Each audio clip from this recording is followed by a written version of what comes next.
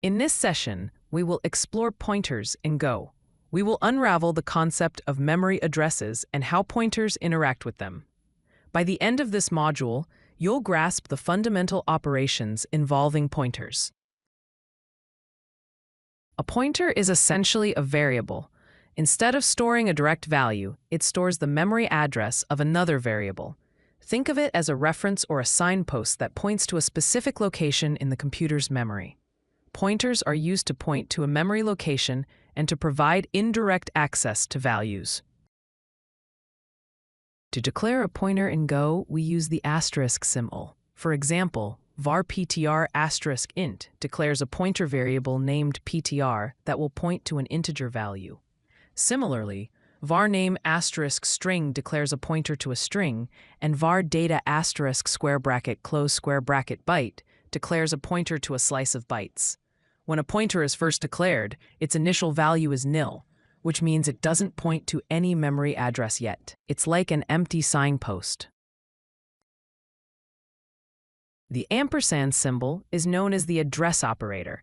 It allows us to retrieve the memory address of a variable. For instance, if we have a variable x equals 42 and then use ptr equals &x, the ptr variable will now hold the memory address of x. When you print ptr, you'll see a hexadecimal value, such as 0x, followed by some numbers and alphabets, which represents the memory address.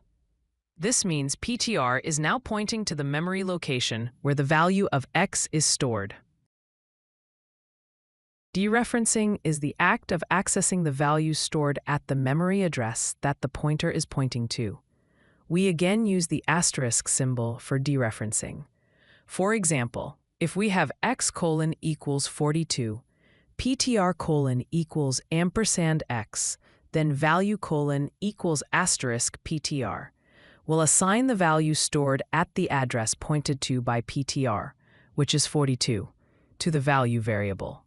Additionally, we can modify the value of the original variable through the pointer. So *ptr equals 100 will change the value of x to 100. Unlike some other programming languages, Go has certain restrictions when it comes to pointer arithmetic. Go does not support pointer addition or subtraction, pointer comparison, array indexing with pointers, and pointer-to-pointer operations. These restrictions are in place to ensure memory safety and prevent common programming errors. Pointers are useful in several scenarios. First, for performance reasons, you can avoid copying large structs by passing a pointer to the struct instead. This is known as passing by reference. Second, pointers are essential when you need to modify values in functions or share state between functions. Third, in complex data structures, like linked lists and trees, pointers are used to create relationships between nodes. Finally, pointers can represent optional values, where a nil pointer indicates the absence of a value. Here's a complete example to illustrate the use of pointers. We define a function named updateValue that takes a pointer to an integer as an argument. Inside the function, we dereference the pointer and set the value to 100. In the main function, we declare a variable x and print its initial value, which is 42. Then, we call the updateValue function, passing the address of x. Finally, we print the value of x again, which is now 100. This demonstrates how pointers enable efficient memory management and variable modification. If you like this video, hit that like button and don't forget to subscribe.